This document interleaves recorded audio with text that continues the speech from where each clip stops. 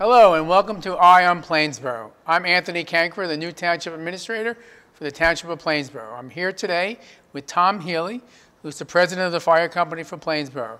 Tom, I'm going to ask you some questions that I think are important to our residents. Sure, thanks for having us too. We appreciate it. October is Fire Prevention Month. Tell us what residents could do to make their homes a little bit safer. Well, when you look at the most recent serious fires, they have three causes. The first, it's an unusual one. It's careless disposal of smoking material, but it's not inside the residence. People have thrown it into bushes or into mulch, and they've started some serious fires. So the first thing is to be very careful about that.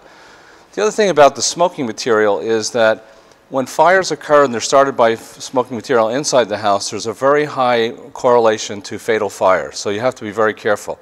I grew up with a smoker. My mother smoked, and every night she took her ashtray and she put it in the sink and let it there overnight. And she made sure that all the trash was out, especially if we had a party. Somebody might dump an ashtray into a garbage bag and let it sit there. This time of year, too, people are starting to use fireplaces, so we recommend the same thing. Let the ashes sit in the fireplace overnight or during the day, and then make sure that you dispose of them outside the house because they can start a fire, and we've had that happen. The second cause that we find is candles. It sounds like an unusual thing, but again, it's starting to get dark this time of the year, and people like to put a candle out and brighten up their house and warm up their house. We also have in Plainsboro, a great number of people have a prayer room or a shrine. They're wonderful, uplifting places as long as you monitor the candles and make sure that you blow them out when you leave the room. We've actually had two residences that were destroyed for all practical purposes by candles left unattended. In one, it was just simply the curtains hit the candle. The homeowner was upstairs, and by the time she discovered the fire and the smoke detectors went off, it was well out of control. So the candles are the second thing that you have to watch out for. The third cause is really something we respond to a lot of, and it's kitchen fires or cooking fires. In many cases in the past, the classic Plainsboro serious fire occurred in the morning. Someone would go to work and leave a kettle or a pot on the stove and forget about it. The pot would melt and set the kitchen on fire, again, when no one was around to hear the smoke detector going off. And so one of the things we urge people to do is, leaving the house, is to make sure that everything in the kitchen is off, that all the dials on the stove are turned off, that there's no heat there. And the other thing is not to leave anything like a pizza box. That's the thing we tend to see, is the kids put the pizza box on top of the burner, and the next thing you know, the kitchen is on fire. But those are the main causes of the fire. So people take a little bit of care with how they dispose of smoking material, making sure they don't put it in mulch, especially we've had a very dry season, that they're careful to not leave candles unattended, to blow them out when they leave the room, even in their prayer room. And third, that they're very careful in the kitchen, make sure everything is off. Those are the key things that will prevent the most serious fires that we encounter. What happens if there is a fire in the house? What should somebody do? Well, the first thing is not to try to fight it yourself, unless it is a very, very small fire. But we really tell people, don't fight it yourself. The first thing to do is to get out of the residence as quickly as you can. And the reason I say this is because when the conditions are right, and especially in a single-family house that has a lot of people have a lot of room in the house, the fire will double itself in intensity every minute. So by the time you start to try to put out a fire and then try to get the people out of the house, it's already probably doubled itself in size. So we tell people first, get out. Get out quickly as you can get your family and your pets out of the house, get them out of the house. And the second thing is very important, it's related to that, is not to go back in. Once you're out of the house, stay out of the house, because a number of people get hurt when they think that they can re-enter the house and they'll find the conditions the way they left them, and they won't. Now, the next thing is to call 911. Now, this is an important new wrinkle for us in the area of cellular communications. Your hardline phone in the house, of course, will display your address to a police dispatcher who answers it. And in the cellular age, that doesn't happen. So the next thing is to be sure to tell the dispatcher, if you're using your cell phone, exactly where you are, what the address is. Not many people do this, but the National Fire Protection Association recommends that you do something called exit drills in the home. It sounds very complicated, but I did it with my kids when they were small, and I used to tell them, okay, there's a fire in the house. Now find two ways to get out, not just one, because the first way may be blocked. We may not be able to get to the front door, so what's the other way we're going to get out of the house? And the second thing is for families to have a place where they arrange to meet and to actually practice it and have fun practicing it. So the place that they meet should not be the car in the driveway, because that car may be at the mall when an emergency occurs. But a tree across the street, a tree in a neighbor's yard, Not the front door, because firefighters and police officers and EMTs may be there going through it, but to find some place to meet. And then every once in a while say to the kids, okay, where are we going to meet if there's an emergency, and have them run there. So those are sort of the keys, but the big key is to get out of the house and then to dial 911 as quickly as you can. We urge people not to call the firehouse.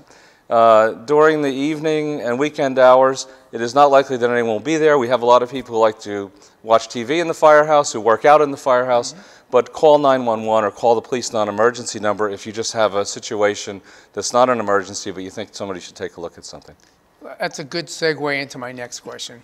Plainsboro has been very fortunate to have an excellent fire company. Tell us a little bit about it and the history of it and what it is today.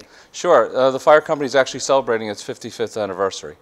So we've been here for 55 years. It started mainly as an effort by the farmers in Plainsboro, and the pastor of the Presbyterian Church, Reverend Bob Blackwell, was a really guiding force in it. And it started because they wanted to protect themselves, and they felt that they could best protect themselves and not rely on other outside resources. And so it's grown and changed over the years from one truck in the barn behind the old hardware store in Casa Rosario to now a first-rate fire company in the area. In fact, a very well-respected fire company. One thing that people should understand is that we have a fire district in Plainsboro, an elected board of commissioners, elected every February, and they set a fire budget. And so people who see a little item on their tax bill that says fire tax, the board of commissioners establish that tax and what it is. And they fund basically the fire operation in two ways. They support the volunteer fire company and give us money to operate.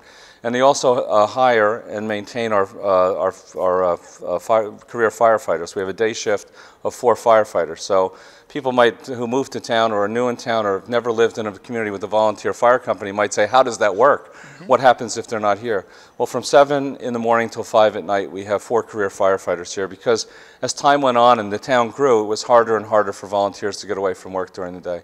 So during the day, we're protected in that way. We have about 40 volunteer firefighters. So the same way the town has grown and changed, we've adapted our equipment and our techniques and our training to meet those needs. And it's interesting, we've also gone back to the roots in a way.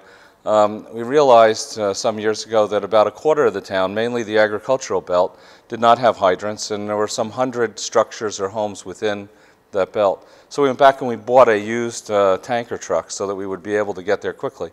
That also reflects on what's happening in the world, that there are fewer volunteers in other communities to bring that truck to us. So again, in the same vein that the fire company was started, with the goal of protecting ourselves adequately and with a high quality of service, we've continued that spirit in a way by going backwards in one way to the tank truck era.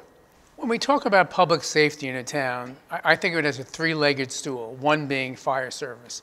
Why don't you tell us about the 2 other legs of the stool and how you work together to protect our town? Sure, it's very important to us. We have excellent relationships with both the Plainsboro Police Department and with the Plainsboro Rescue Squad.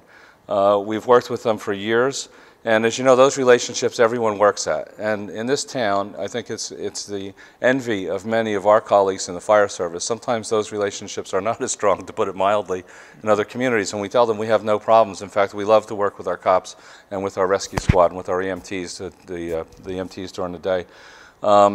So when there is a fire call, all 3 agencies will respond, and we have really practiced and worked at how to work well together. We get along well. We like working with each other. Good. And recently, 20 of us from the police department, the PBA, from the rescue squad, and from the fire company ran in the Tunnel to Towers race. So even off duty, when there are no calls, we're trying to do more things together. We have an excellent relationship. We depend on each other. The police supervisors have all taken the same incident command system course that the fire department uses to manage events. So we understand how each organization works. When something happens, we understand what each organization expects from the other. And so it's kind of a seamless thing, and the people should be proud of that in Plainsboro, because as I say, it does not happen everywhere, and I think you've probably seen some headlines that would indicate that. Yes. The other thing that people should understand, when we go to school and talk to children, the school kids always have great questions. So one kid asked me one time, well, what happens when the fire's too big for you? And you always want to say, there's no fire, but that's not the case, believe me. And what happens is we call on other fire companies and other fire departments. We're lucky here we have the plasma physics lab They have a full-time fire department on duty all the time, so that's like having a paid fire department 24 hours a day, another engine company to come immediately. They monitor our radio frequency, and so they're very fast. But we have excellent relationships with the surrounding communities. There are legal agreements called mutual aid agreements, and there's a lot of legalese in the agreement. But beyond that, we've worked together for a long time, and we know each other. We're very friendly with each other. We like to work together. So the people, I think, are well served by that. It's kind of one of the invisible parts of the public safety system here. But we get along very, very well. In fact, we just had a drill. We drilled on a scenario that might happen in an apartment complex here where we couldn't get to a building. We have some places where we have apartment buildings behind apartment buildings. And Kingston and West Windsor Fire Company came in and drilled with us on that. If such a situation were to happen, they would be here with us. And so I would think somewhere in the neighborhood of 30 firefighters from Kingston and West Windsor were here with us. So that's an example where we like each other, we work with each other, and the people are really well served by that.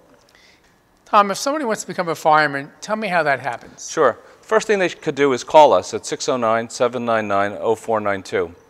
We're also out in the community a great deal. You'll see us at open houses and public events. You'll also see us in an outreach program we have with our duty crews where we're in downtown having a slice of pizza, having a yogurt or getting coffee. We're at football games. So just come up and approach us. We try to be very approachable, and we're always looking for members. So that's really the best way to do it. You can stop by the firehouse if the doors are open and get a contact form, and we'll call you, and we'll have you down to talk to you about the opportunities, about the responsibilities, and what we look for in members and what you can gain from it. Thank you, Tom. I really appreciate you being here today. This is Anthony Cancro, Township Administrator. This is Eye on Plainsboro. Thank you very much.